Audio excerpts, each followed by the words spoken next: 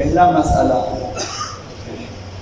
جو لوگ علمی گفتگو سننے میں مصروف ہیں ان پہ سلام کرنا۔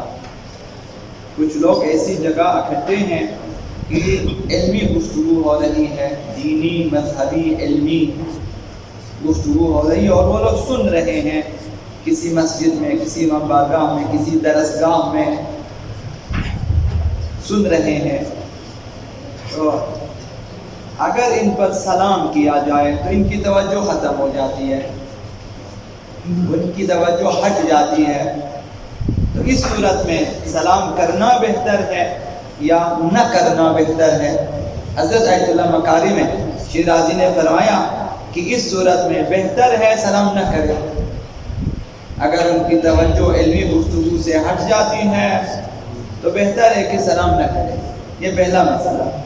دوسرا، وہ لوگ جو مطالعہ فرما رہے ہیں، کتابوں کا مطالعہ کر رہے ہیں، تفسیر کا مطالعہ ہے، مثلا قرآن کا مطالعہ ہے، تو اگر سلام کیا جائے تو کیسا ہے؟ حضرت آیت اللہ مکارم نے فرمایا انہیں سلام کرنے میں کوئی کراہت نہیں ہے، بس اگر کوئی شخص مطالعہ کر رہا تو آپ سلام کر سکتے ہیں، ثواب ہے اور مستحب۔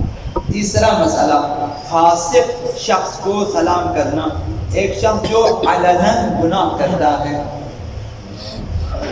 لیکن گناہ میں شدید نہیں ہے، کھلم کھلا گناہ کرتا ہے لیکن شدت سے گناہ نہیں کرتا، زیادہ گناہ میں پیش رفت نہیں کی ہے ابھی تک، لیکن جو معمولی گناہ کرتے کھلا کھلا گناہ کرتا ہے، تو اس سے سلام کرنے کے سلسلے میں فرمایا کہ اگر اس کا فسق آشکار ہو لیکن شدید نہ ہو تو اسے سلام کرنے میں کوئی حرج نہیں ہے، تو ایسے اشخاص کو آپ سلام کر سکتے ہیں۔ جو چھوٹے موٹے گناہوں میں مبتلا رہتے ہیں تو آپ سلام کر سکتے ہیں، انہیں بھی آپ کو اپنا ثواب ملے گا اور اسے بھی وہ فوائد جو ملنا چاہیے وہ فوائد بھی ملیں گے۔ تو حدیث مبارکہ یہ ہے کہ اگر ایک مؤمن بھائی کو آپ سلام کریں، یہ جان بوجھ کر سلام کریں، کبھی ہے اتفاقی سلام کہ چلتے چلتے وہ ملا ہم نے سلام کیا، یہ اتفاقاً کہ آپ ایک بندے سے، دو سے، تین سے مومنین سے ملتے ہیں اور آپ سلام کرتے جاتے ہیں، یہ اتفاقی ہے۔ کبھی آپ کسی مومن کے پاس اس لیے جاتے ہیں کہ آپ اسے سلام کریں، اب اگر وہ مومن رشتہ دار بھی ہو تو اب یہ مستحب اور زیادہ شدید ہو جاتا ہے، اگر وہ والدین ہو، بہن بھائی ہو، پھر اور زیادہ۔ تو اگر کسی جو ہے ایک مومن کے لیے سلام کرنے جائے، وہ جا کر سلام کرے، تو اس کی پاداش میں خداوند متعال اس پر سلام کرتا ہے، سلام کرنے والے پہ خداوند سلام۔ یہ حدیث ہے، آقا امام محمد باقر علیہ السلام نے فرمایا ایک فرشتے کے بارے میں کہ وہ فرشتہ نازل ہوا، اس نے دیکھا کہ ایک شخص کسی گھر کے دروازے پہ کھڑا ہے، تو جا کر پوچھا، انسانی شکل صورت میں جا کے پوچھا کہ بھئی آپ کیوں کھڑے؟ کہا کہ اخن لی فیہا اردت ان اسلم علیہ، اس گھر میں میرا ایک بھائی رہتا ہے، میں چاہتا ہوں کہ سلام کروں، میں اس لیے کھڑا ہوں کہ وہ نکلے تاکہ میں سلام کروں۔ تو فرشتے نے پوچھا کہ کیا وہ تمہارا رشتہ دار ہے یا کوئی ضروری حاجت ہے، کوئی ضرورت ہے جس کی وجہ سے تم یہاں آئے ہو سلام کرنے تاکہ اپنی حاجت لے لیں؟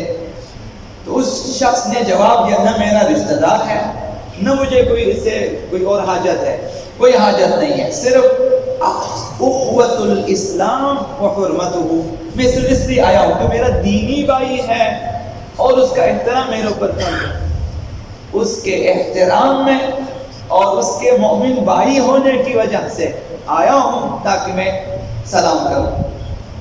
فَإِنَّمَا أَتَعَهَّدُ أُسَلِّمَ عَلَيْهِ فِي اللَّهِ رَبِّ الْعَالَمِينَ، میں نے یہ عہد کیا ہوا ہے، اپنے ساتھ عہد کیا ہوا کہ میں خدا کی خاطر آ کر اسے سلام کروں، اللہ کی رضایت کے لیے آ کر اسے سلام کروں، یہ میں نے عہد کیا ہوا ہے۔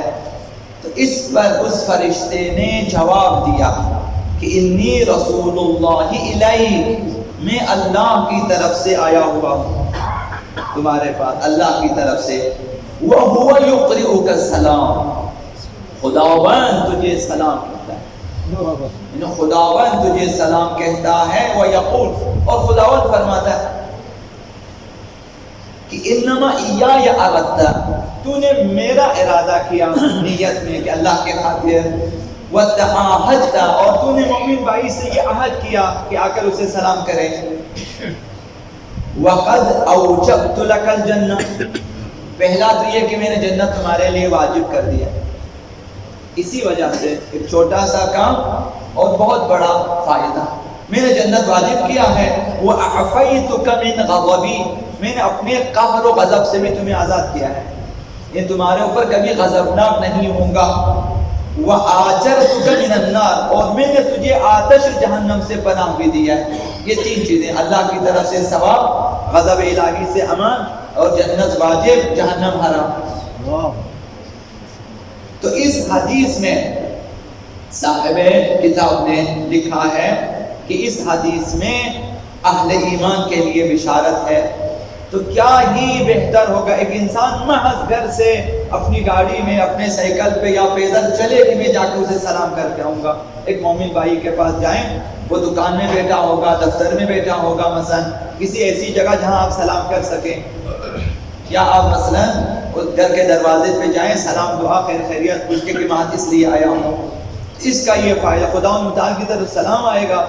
اگر انسان نے یہ عہد کرے اپنے ساتھ کہ چند مومن بھائیوں کا انتخاب کرے کہ آپ چاہتے ہیں انہیں سلام کریں، تو وقتاً فوقتاً بدون مزاحمت سلام کریں جا کے۔